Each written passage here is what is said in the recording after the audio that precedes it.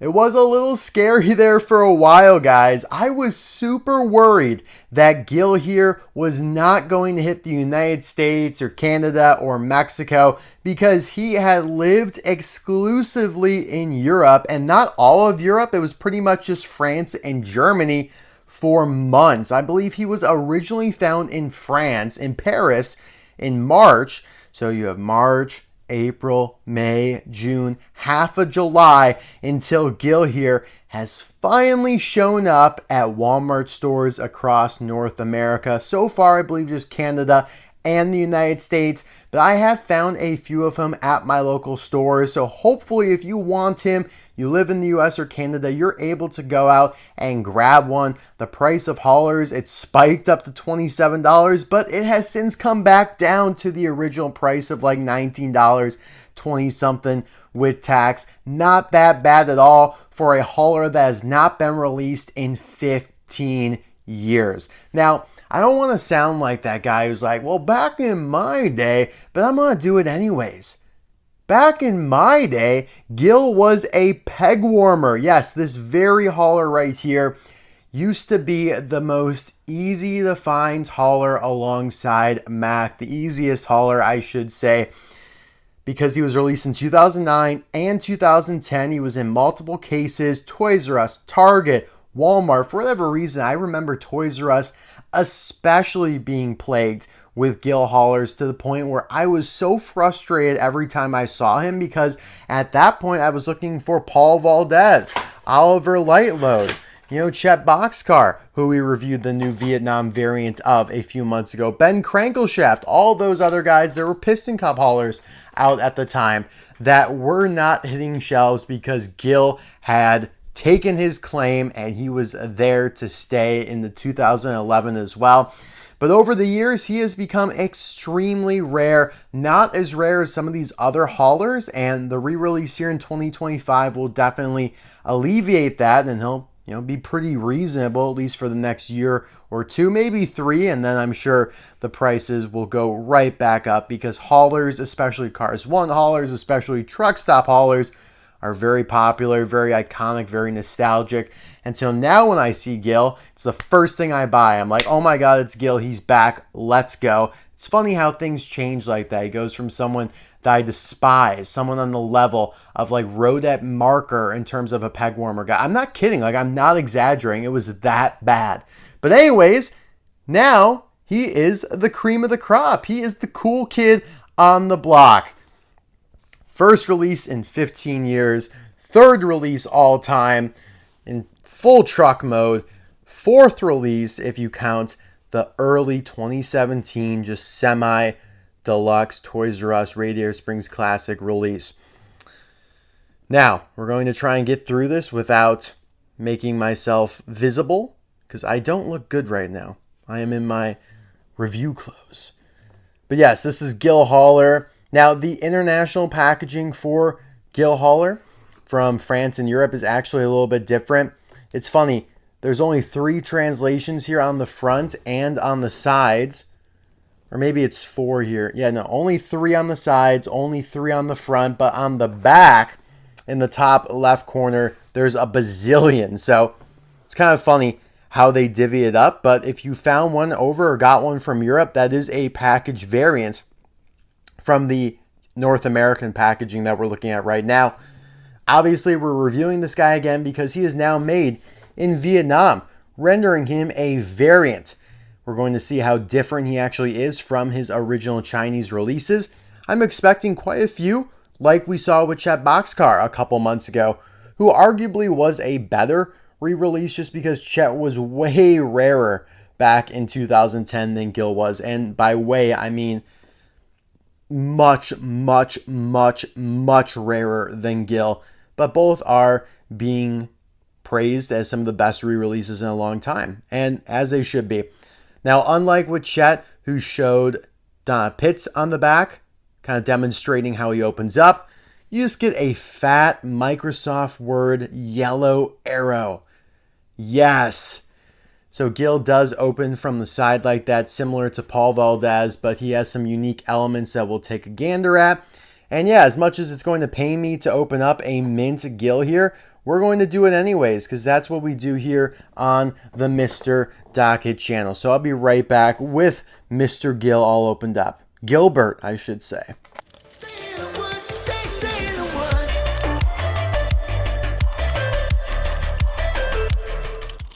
I'm a nerd and I enjoy the green little tabs or whatever you want to call these notches that click them into the packaging. I don't think they've ever colorized these. I mean, at least to match the color of the hauler in the package. I mean, this is Gill green right here. That's pretty cool. I feel like they're always gray. So I don't know, correct me if I'm wrong, but that stood out to me. I find that actually pretty cool. You could even use them as like a little accessory. I don't know. I mean, like a barrel or something. Like, I'm just a nerd like that. I'm going to keep them. I'm going to just throw them in the hauler. And yeah, that'll be that. So there is Gill in Cars 1. He appears at the gas station around the or actually no, it's in Emeryville, right? The gas station could be anywhere, but it is, I don't know, when I was a kid, I thought it was like right outside the Los Angeles International Speedway, but it's in Emeryville, I believe. They're watching the Piston Cup race on the TV there, along with Paul Valdez. He's hanging out as well, drinking some oil, along with Anthony Rodaka, an original Docket character. Not really, I just named him that, but this is a custom of the red pickup truck that is also at that gas station. Mattel never released or even intended to release that guy, but I got a custom along the way. I reviewed him, I believe, in the 12 Days of Christmas quite some time ago. But as we always do, we're going to start with the Semicab here and grab the Chinese version and do a straight side-by-side comparison of Gill from 2009, China, and Gill from 2025, Thailand. So right off the bat, you can tell that the shade of green is a little fainter. It's not as foresty green. It's a little brighter. Don't really mind either way. And I actually, yeah, I'm fine with that. It's a variant, so we're expecting changes. I want changes, so we have stuff to talk about in this video. The expressions are pretty much the same though. Not a ton of changes there. Maybe the eye placement a little bit, but nothing really noteworthy. He still does have the plastic mouth plate. That was a plastic piece before, and it still is. Same thing with the hat. But they match the colors pretty good. I'd say maybe they match a little bit better on the Chinese version because this green is a little darker than the green on the plastic. You can see the yellow lights there on the side, just above the Peterbilt logo. So yes, Gill is a Peterbilt. And I'd say they did a pretty good job, like actually a really good job with that decal. That is crispy clear. That looks great. Great job, Mattel. That is one of the clearest decals Thailand has ever put out of that size. Like usually if it's this small, it's pretty blurry. And yeah, that is clearer than the Chinese version. So really impressive job there. You have to give Mattel credit for that because usually you would expect that to be pretty blurry.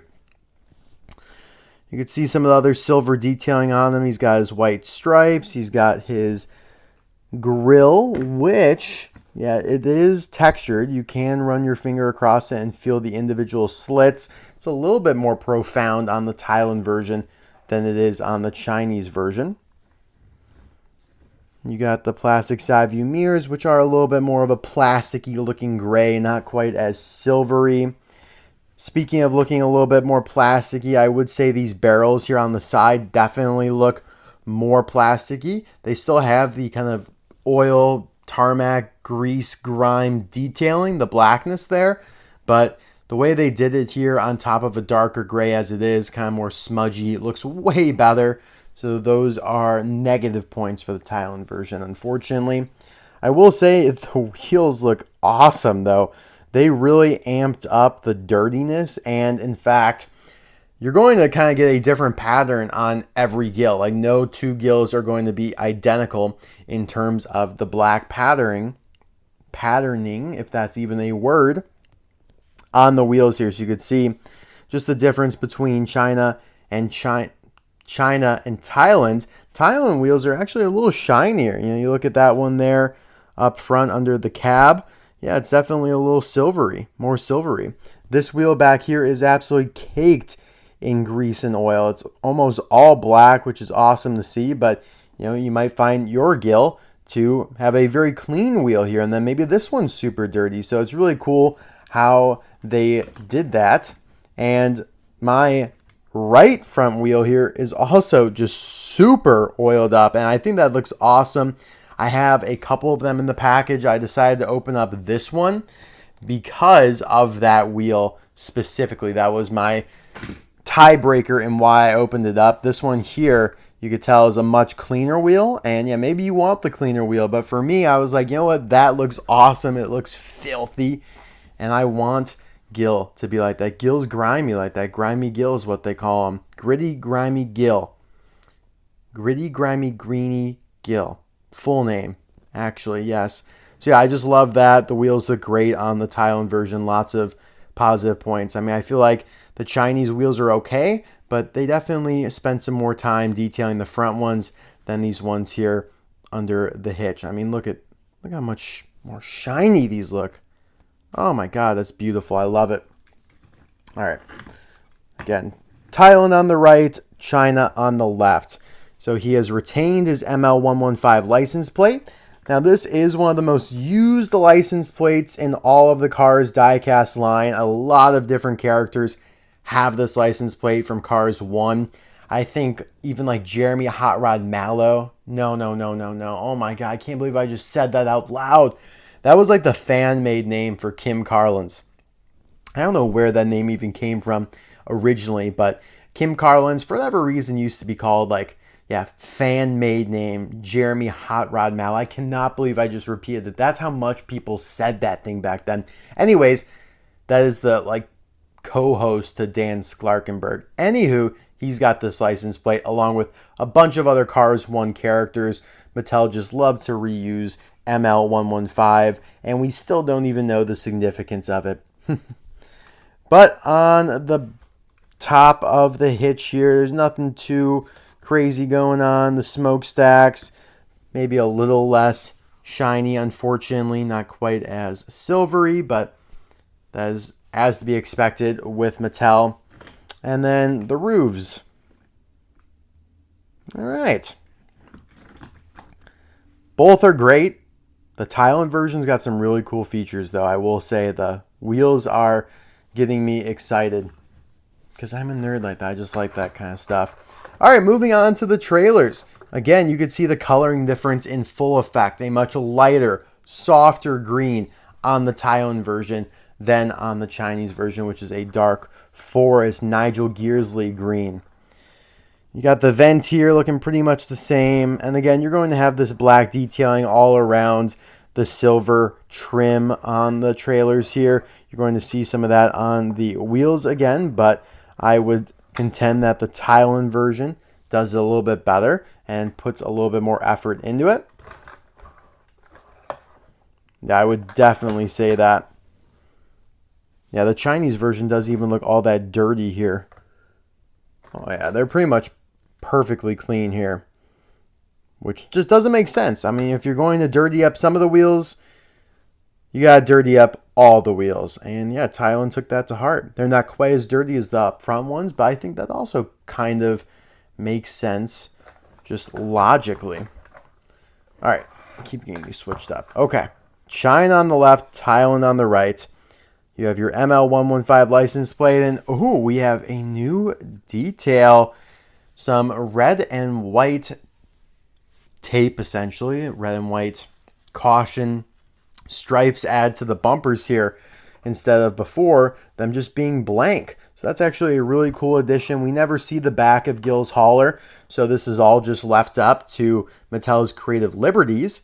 I mean, unless Disney and Pixar sent them some exclusive Gil art and Gil poses, which is possible. But yeah, this is pretty cool. I'm glad they added that detail on there. It brings it to life a little bit, makes it look more realistic. So that's a huge win there. Everything else looking pretty much the same. Again, he doesn't open from the back. Well, I love how dirty even these lights. I mean, the Chinese version did a pretty good job dirtying up the trim. But yeah, you could just soak it in. I always thought, from the moment I got my first hauler, actually it was Gil, because Jerry Recycled Batteries, his rear is just kind of like whatever. It's pretty, carified, right? You're looking at a battery with eyes and a mouth, which, I mean, again, that could happen in real life. I'm just saying the rears of all the haulers after Jerry recycled batteries are so realistic. That's what I always thought when I was a kid. I was like, wow, that looks out of real life. Like if I showed you this, you wouldn't know that it is a Cars character. You wouldn't know that this is not just like a Hot Wheels truck or something, which is a good thing. You also, like, I've seen people on Instagram take die-cast cars and photograph them in a certain way to make them look like full scale, real life, full 1-to-1 scale. You could kind of do that with this, with the right camera tricks. It looks that good. And yeah, if you guys just needed some context, Jerry Recycle Batteries was the first hauler ever to come out in terms of the 6 truck stop haulers. Then Gil, and it was just them two for a while, and then Paul Valdez, and then Oliver, Chet, and Ben all came out kind of in a vomit that didn't even really hit anywhere in the U.S. I mean, it was very, very hard to find any of those 4 haulers from 2010. Paul Valdez was just ever so slightly easier because he came out before them. But now let's open up Gil. So the hinges are on that side, which means he opens from this side. Very easy. Just get your finger on there and it'll pop open. Hopefully. Just got to make sure you're not counteracting it by putting your finger on the roof or something like that. So this is the Chinese version. Ooh, this one's stiff. There we go. Okay.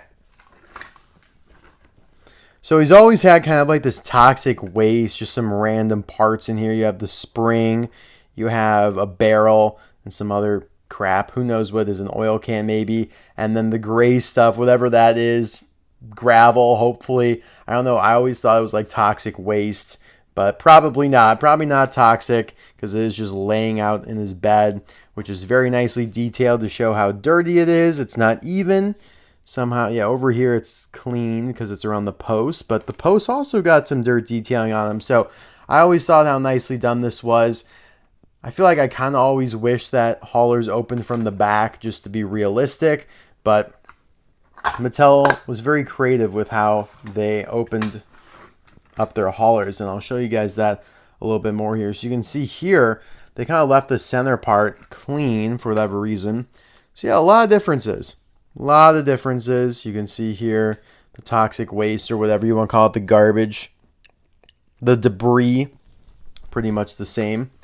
And that is a plastic piece on top of the main trailer itself.